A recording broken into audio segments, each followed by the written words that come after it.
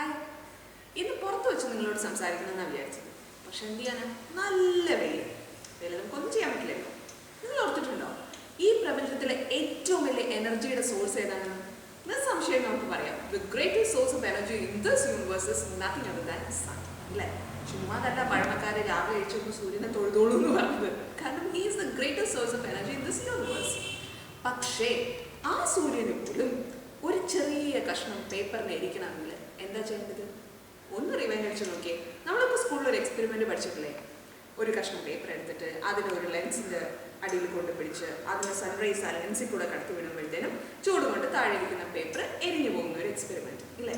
എന്താ അതുകൊണ്ട് അർത്ഥമാക്കിയത്?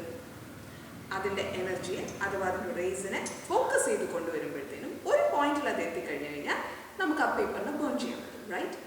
C, greatest source of energy സൂര്യൻ. അതിന് പോലും ഒരു ചെറിയ കഷ്ണം പേപ്പർ ഇരിക്കണമെങ്കിൽ അതിൻ്റെ എനർജിയെ ഫോക്കസ് ചെയ്യണം. അപ്പോൾ നമ്മൾ സാധാരണ മനുഷ്യരുടെ കാര്യം എന്താണ്? നമ്മളൊരു കാര്യം ചെയ്യുമ്പോൾ അതിൽ ഫോക്കസ് ചെയ്ത് യാതിരുന്നാൽ അത് നടക്കുമെന്ന് നിങ്ങൾ തോന്നുന്നുണ്ടോ? അവിടെയല്ലേ നമുക്ക് പലപ്പോഴും അബദ്ധം പറ്റാറുള്ളത്. നമ്മൾ പലപ്പോഴും ചെയ്യുന്നത് എന്താ? പച്ച മലയാളത്തിൽ പറഞ്ഞാൽ പരന്നു വീഴും. എന്തെങ്കിലും ഒരു കാര്യത്തിൽ കൃത്യമായി കോൺസെൻട്രേറ്റ് ചെയ്യാതെ, കാര്യമായ ലക്ഷ്യബോധമില്ലാതെ എല്ലാത്തിലും കൂടി അതും ചെയ്യണം ഇതും ചെയ്യണം എന്നൊക്കെ പറഞ്ഞു പോയാൽ എങ്ങനെയാ കാര്യം നടക്കുക? നമ്മുടെ കയ്യിൽ എന്ത് വർക്കാണോ ഇപ്പോൾ ഉള്ളത് അതിൽ കോൺസെൻട്രേറ്റ് ചെയ്യുക, അതിൽ ഫോക്കസ് ചെയ്യുക. നിങ്ങൾ പഠിച്ചുകൊണ്ടിരിക്കുകയാണെങ്കിൽ ഫോക്കസ് ചെയ്യേണ്ടത് പഠിത്തത്തിലാണ്.